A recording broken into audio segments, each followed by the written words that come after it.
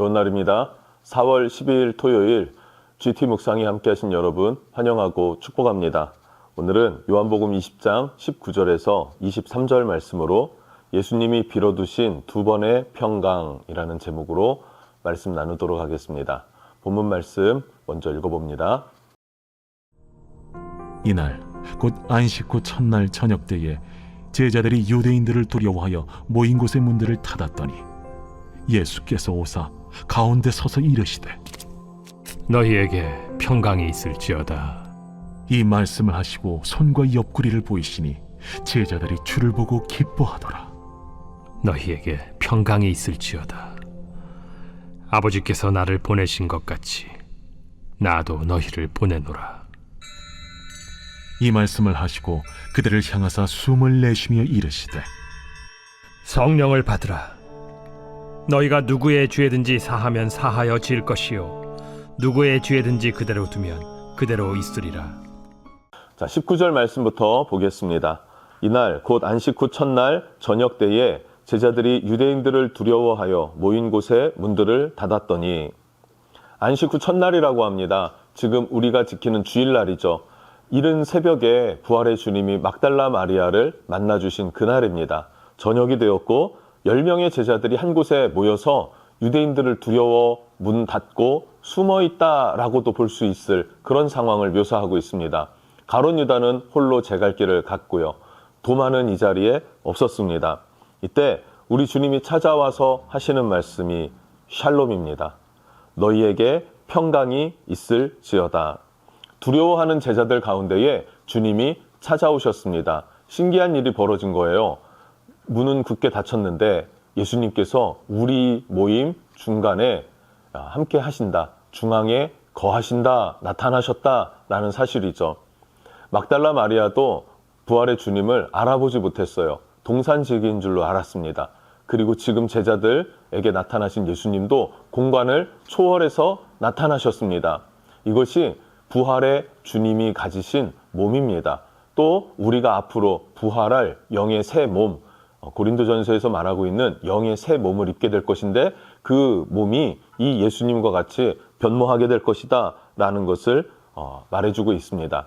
중요한 것은 뭐냐면 그 예수님의 첫 마디가 평강입니다. 너희가 평강이 있을지어다. 너희에게 평강이 있을지어다. 두려워하는 자들에게 평강을 선포하시는 분, 그분이 주님이시더라 라는 사실이고요. 20절입니다. 이 말씀을 하시고 손과 옆구리를 보이시니 제자들이 주를 보고 기뻐하더라. 네, 손과 옆구리를 보니까 예수님이 받으신 상과 그리고 못자국이 그대로 흔적이 남아있는 거예요.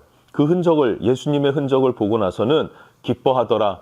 예수님이 그냥 그의 천사 아니면 그의 혼, 영 뭐 이런 것이 아니라 실제 주님이 부활하셨다라는 것을 확인하니까 기쁨이 넘치더라. 평안이 일어나더라 라는 사실이죠. 예수님이 찾아오기 전에는 어떤 상태였습니까? 두려움이었습니다. 불만이 많았고 공포스러운 상태였습니다. 상황이 얼마나 복잡했을까요? 그러나 우리 주님이 오시니까 평안을 주시더라, 기쁨을 주시더라 라는 것입니다. 이것이 우리 주님이심을 믿으시기 바랍니다. 우리 주님은요, 죽음을 초월하셨고 상황과 환경을 초월하셔서 나를 붙드시고 이끄셔서 기쁨과 평강을 주시는 주님이시다라는 사실이죠. 그 주님을 믿고 의지하는 여러분 되시기를 주님 이름으로 축복합니다. 자, 그리고 21절입니다. 예수께서 또 이르시되 너희에게 평강이 있을지어다. 네, 첫 번째 평강 19절에서 주셨던 그 평강은 부활에 대한 확신을 주는 평안이었습니다. 그러나 21절에 두 번째 너희에게 평안이 있을지어다 라고 하는 이 평안은, 이 샬롬은 소명에 대한 확신을 주는 샬롬입니다. 이어서 말씀하시기를 아버지께서 나를 보내신 것 같이 나도 너희를 보내노라. 아멘. 우리가 받은 사명이 무엇입니까? 교회가 받은 소명, 부르심이 무엇입니까? 그것은 부활의 증인입니다. 주님을 증거하라 라고 하는 부활의 증인의 사명을 주셔요. 그럼 우리가 복음을 증거하는 게 쉽습니까? 어렵습니까? 어렵습니다. 두렵습니다. 어디서부터 시작돼야 될지 알지도 못할 때가 많습니다. 그래서 주님은 너희에게 평강이 있을지어다. 평안하라는 거예요. 하나님께서 인도하신다. 주님께서 이끄신다. 주님이 너를 주장하신다. 그러니 평안하고 너는 가서 복음을 전해라. 그러면서 하시는 말씀이 너희를 보내노라. 보내는 것, 그리고 그 보냄을 따라서 우리가 순종하여 나아가는 것, 그것이 우리에게 매우 중요하다는 사실을 여러분 기억하시기를 주님 이름으로 축복합니다. 그러나 이어서 22절 말씀을 보면 주님이 우리를 세상에 그냥 보내는 것이 아닙니다. 어떻게 보내십니까? 이 말씀을 하시고 그들을 향하여 숨을 내쉬며 이르시되 성령을 받으라. 우리를 홀로 내보내시는 주님이 아니시라 성령과 함께 동행하도록, 성령님을 의지할 수 있도록 우리를 보내신다라는 사실을 기억하시길 바라요. 우리는 성령의 인도함을 따라 복음을 전파하는 증인이 될 수 있고 담대할 수 있고 평안할 수 있다는 사실이죠. 또 한 가지 집중할 것이 그 앞에 그들을 향하여 숨을 내쉬며 성령을 받으라 하셨단 말이죠. 숨을 내셨다라는 거예요. 숨을 내셨다.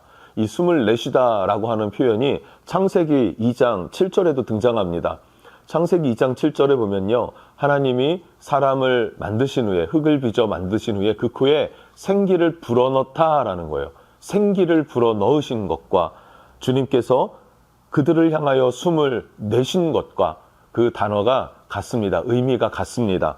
하나님이 지으신 아담에게 생기를 불어넣으세요. 그랬더니 사람이 생명이 된 것처럼 예수님께서, 부활의 주님께서 제자들에게 숨을 내쉬며 성령을 받으라 라고 하실 때 그들 가운데 뭐가 일어나는 것입니까? 성령의 충만함이 일어난다 라는 사실을 여러분 기억하면 좋겠습니다. 우리의 심령을 새롭게 하신다 라는 사실입니다. 성령 안에서 새롭게 되는 것, 성령 안에서 거듭난 경험을 하게 되는 것, 이게 매우 중요하죠. 그러면 지금 22절 말씀에 성령을 받으라 하시는, 이 숨을 내쉬며 성령을 받으라 하시는 말씀과 사도행전 1장에 성령이 임하셔갖고 마가다락방에 성령이 임하신 것과 어떤 차이가 있을까요? 이 본문 말씀 22절에서의 성령을 받으라라는 것은 개인적인 성령의 충만함, 개인적인 내 심령 가운데로 임하시는 성령님이라고 말한다면 사도행전에 기록되었던 마가다락방의 성령의 강림 사건은 집단적으로 그들 가운데로 임재하셔서 교회를 세우시는 하나님의 놀라운 역사하심이라고 우리는 볼 수 있을 것 같습니다. 많은 학자들의 해석이 그러합니다. 자, 그럼 오늘 본문 말씀을 다시 이어서 보면요. 창세기에 사람을 생명으로 바꾸셨듯이 지금 부활의 주님이 제자들을 향하여서 숨을 내쉬면서 그들에게 새로운 사명으로 그들을 새롭게 부르시더라 라는 사실을 오늘 말씀을 통해서 이해할 수 있을 것 같습니다. 23절입니다. 너희가 누구의 죄든지 사하면 사하여질 것이요 누구의 죄든지 그대로 두면 그대로 있으리라 하시니라. 예, 누구의 죄든지 사하면 사할 것이다 라는 거예요. 여러분, 그럼 우리가 누군가의 죄를 사할 권세가 있을까요? 그 권세는 우리에게 없습니다. 죄 사함의 권세는 누구에게 있습니까? 예수님께 있어요. 내가 우리의 성도들의 죄를 사할 권세, 권한, 그건 저에게 없습니다. 예수님께 있습니다. 그런데 너희가 누구의 죄든지 사하면 사하여질 것이요 누구의 죄든지 그대로 두면 그대로 있으리라 라고 하시는 주님의 말씀은 어떤 의미입니까? 바로 죄를 사하실 그 권한을 가진 유일한 분, 예수 그리스도, 그 예수 그리스도를 증거할, 전파할 특권을 우리에게 주셨다는 사실이에요. 우리가 그 복음을 증거했을 때 사람들이 그 예수를 믿으면 그들의 죄는 사해질 것이고 구원을 얻습니다. 그러나 우리가 복음을 전했음에도 불구하고 그들이 그 복음을 받아들이지 않고 믿지 않고 회개하지 않는다면 그들은 사망 가운데 거하게 될 것입니다. 죄가 그대로 있기 때문이죠. 그 권한, 예수 그리스도를 증거할 권한, 그것이 우리에게 있다는 사실입니다. 그래서 우리 성도들, 교회는 무엇 위에 세워졌습니까? 예수님의 사명을 받고 그 피 위에, 부활의 권능 위에 세워졌어요. 그래서 우리는 교회의 첫 번째 사명은 복음을 전파하는 것, 부활의 증인이 되는 것입니다. 이 사명이 성령 안에서 감당되어지는 여러분 되시기를 주님 이름으로 축복합니다.